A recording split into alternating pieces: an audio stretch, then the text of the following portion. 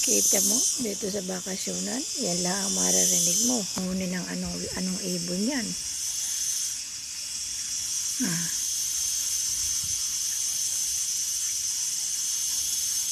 Ano kayang ibon yun? Hindi ko makita.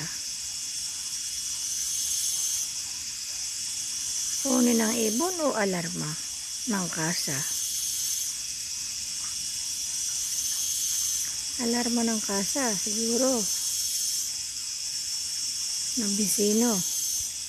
Yan, dito. Ito kasi, yung compound ng mga amo. Yan.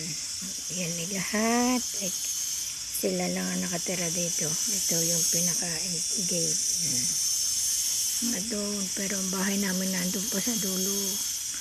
Nandito lang ako at nagpapahinga. Yan. Ito lang ang naririnig ko dito. Araw-araw. Huni ng kulig. Hindi naman siya kuliglig. No? Wait.